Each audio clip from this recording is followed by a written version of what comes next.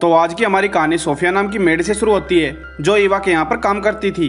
कहने को तो ईवा उसकी मालकिन थी, लेकिन उन दोनों में बहनों से भी कहीं बढ़कर प्यार था। ईवा जहाँ कहीं पर भी जाती, सोफिया उसके साथ जाती थी। और इतना ही नहीं, सोफिया ईवा के खाने पीने के साथ उसके कपड़े भी चेंज करती थी। लेकिन ये बात ईवा के पति जोश को बिल्कुल भी पसंद नहीं थी। कई बार जब वो दोनों बिना कपड़ों के अपने रूम में होते थे, तो सोफिया नॉक किए बिना उनके रूम में आ जाती थी और अपने काम करने लगती थी। इसी बात को लेकर उन दोनों के बीच काफी बहस भी होती थी। असल में ऐसा हुआ कि कई साल पहले ईवा का घर पूरी तरह से आग में जल गया था, जहां पर ईवा की माँ और सोफिया के माता पिता जलकर उनकी मौत हो गई थी, जबकि ईवा और सोफिया दोनों किसी तरह बच गई थी। उस हादसे के बाद ईवा के पिता ने सोफिया को गोद ले लिया और वो दोनों बहनों की तरह रहने लगी। सोफिया के माता पिता नौकर थे, इसलिए वो भी बड़ी होकर घर का सारा काम करने लगी। एक रात ईवा के पिता की बहुत ज्यादा तबीयत खराब हो गई थी, तो ईवा के पिता ने सोफिया से एक वादा लिया कि वो ईवा का हमेशा ध्यान रखेगी, हमेशा उसके साथ रहेगी। सोफिया को उन्होंने पाला था, इसलिए सोफिया उन्हें मना नहीं कर पाती। एक दिन ईवा अपने हस्बैंड के साथ और सोफिया को लेकर एक जादूगर का शो देखने आई थी। जब शो शुरू हुआ तो सोफिया के आगे दो बड़ी बड़ी हेड वाली लड़कियां बैठ जाती है, जिस वजह से सोफिया को कुछ दिखाई नहीं देता। तो ईवा अपने पति जोश से कहती है कि तुम सोफिया की जगह पर बैठ जाओ। जोश को ना चाहते हुए भी सीट चेंज करनी पड़ी और उन दोनों से माफी भी मांगनी पड़ी। जादू दिखाते समय इस लड़के की मोम हवा में उड़ गई, लेकिन हवा में से वो नीचे गिर गई और मौके पर ही उनकी मौत हो गई। ये देखकर ईवा और सोफिया को बहुत ज्यादा बुरा लगा, जिसके बाद वो घर आ गए और सोफिया पानी में खास तरह की जड़ी बूटी डालकर ईवा को नहलाने लगी।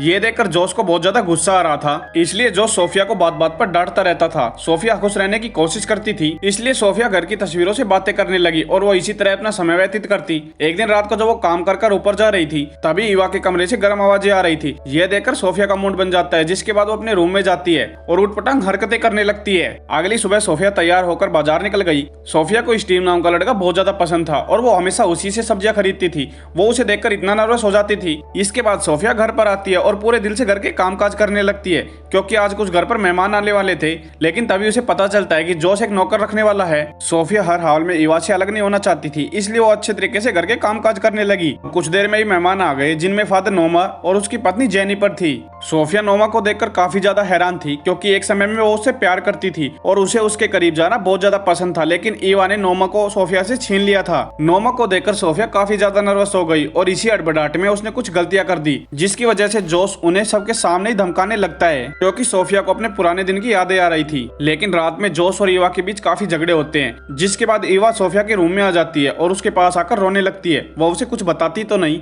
लेकिन सोफिया सब कुछ समझ जाती है, उसे उसके घर में से जाना ही होगा। अगली सुबह सुबह सोफिया अपना सामान पैक करके घर से जाने लगी, लेकिन तभी उसे जोश रोकता है और बताता है कि मैं तुम्हें घर से निकालना नहीं चाहता, लेकिन हर समय तुम हमारे बीच मत आया करो। वो जोश की बात समझ गई और घर के कामकाज करने लगी। एक दिन वो नोमा से मिलने उसके घर पर जाती है, लेकिन रास्ते में उसे कुछ सिपाही गोट लेते हैं और उसके साथ बदतमीजी करने लगते हैं। वो उसे अकेला देख मौके का फायदा उठाने चाहते थे, क्योंकि वो उसकी सुंदरता पर मोहित हो गए थे। लेकिन तभी वहाँ पर एक आदमी आ जाता है। वो आदमी कोई और नहीं, नोमर था, जिसके बाद वो दोनों एक दूसरे से बातें करने लगते हैं। तो सोफिया उसे बताती है कि ईवा बहुत बुरी है, उसने हमेशा मुझे सजा दिलवाई है और जब भी मुझे सजा मिलती थी तो वो बहुत खुश होती थी। इतना ही नहीं, वो अपने पिता का प्यार भी मेरे साथ साझा नहीं करना चाहती थी। उसके पिता तो बहुत अच्छे थे, लेकिन ईवा बहुत बुरी है। लेकिन ईवा वहाँ पर पहुंच गई और वो सोफिया को अपने साथ लेकर जॉर्ज के रूम में पहुंच जाती है, जहाँ पर उसने बहुत सारी मूर्तियां बनाई थी। उन्हीं मूर्तियों के बीच एक बच्चा छिपा हुआ था। वो उस बच्चे को लेकर घर आ जाती है। इतने सालों के बाद भी ईवा माँ नहीं बन पाई थी, इसलिए वो उस बच्चे को अपना बच्चा समझने लगती है। लेकिन जब वो उसके करीब जाती है तो वो उससे डरकर दूर भाग जाता है और जब सोफिया ने उसे नहलाना चाहा तो वो बिल्कुल चुपचाप से नहा लेता है। इसी बात को देखकर ईवा ने डॉक्टर को बुलाया। डॉक्टर ने उसका चेकअप किया और ईवा को बताया ये बिल्कुल ठीक है, परंतु ये नर्वस है और इसी वजह से ऐसी हरकतें कर रहा है। डॉक्टर उन्हें यह भी बताता है कि इस बच्चे का शरीर बहुत ज्यादा लचीला है। वो सभी उसकी काबिलियत समझ गए, जिसके बाद वो उसे एक मेले में लेकर जाते हैं।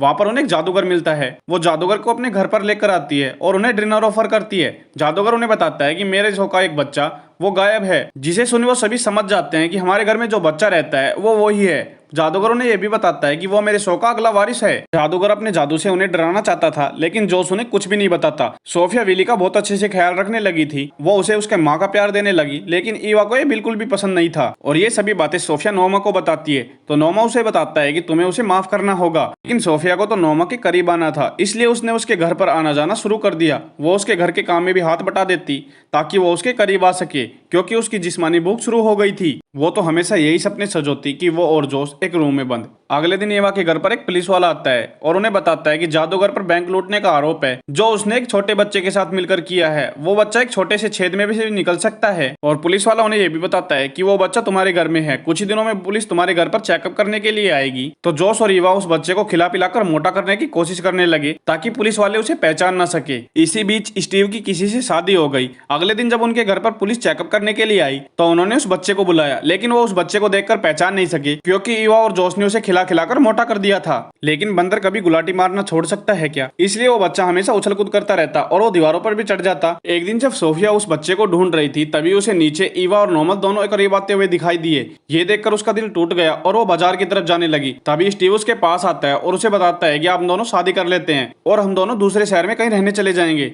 लेकिन वो ईवा को नहीं छोड़ सकती थी, इसलिए उसने उसे मना कर दिया और वहां से जाने लगी। कुछ दिन बाद जोश ने एक पार्टी को अनाउंस किया जिसमें ईवा और जोश ने उस बच्चे को गोद ले लिया था। गोद लेकर वो उसकी जिंदगी संवारना चाहते थे क्योंकि ईवा के डैड ने भी सोफिया को गोद लेकर उसकी जिंदगी संवार दी थी। पहली बार सोफिया को ईवा की इतनी तारीफ से बुरा लग रहा था, इसलिए वो शराब पी लेती है और सभी के सामने जाकर बता देती है कि नोमा और तुम्हारी बीवी का अभी भी चक्कर चल रहा है और वो दोनों एक दूसरे के करीब अभी भी आते हैं। ये देखकर ईवा को चक्कर आ जाते हैं और वो वहीं पर बेहोश होकर पड़ जाती है। लेकिन सोफिया वहां से भागकर अपने घर पर आ जाती है। सोफिया जल्दी जल्दी अपनी पैकिंग स्टार्ट कर देती है क्योंकि उसे लगता था कि वो जिससे भी प्यार करती है ईवा उसे उससे छीन लेती है। लेकिन ईवा उसका पीछा करके घर में आ जाती है और वो उससे आकर लड़ने लगती है क्योंकि ईवा मां बनने वाली थी। वो सोफिया को बताती है ये सभी नोमा की प्रार्थना से हुआ है और मैंने उसे उस दिन खुश होकर अपने गले से लगाया था। ईवा की बात सुनकर सोफिया को अपने आप पर गिल्टी फील होता है और वो सोचती है कि ईवा ने कभी भी उससे नफरत नहीं की, वो तो हमेशा से उससे प्यार करती आई है। बातचीत करके उन दोनों के मनमुटाव खत्म हो जाते हैं। लेकिन इसी बीच घर में आग लग जाती है जिसके बाद सोफिया किसी तरह ईवा को भी बचा लेती है और कहानी के एंड में हम देखते हैं कि सोफिया ने ईवा को बताया कि वो स्टीव से प्यार करती है और ईवा ने उन दोनों की शादी करवा दी और वो दोनों अपने अपने परिवार के साथ बेहद खुश थे। अगर आपको स्टोरी अच्छी लगी हो तो please like, comment, share and subscribe.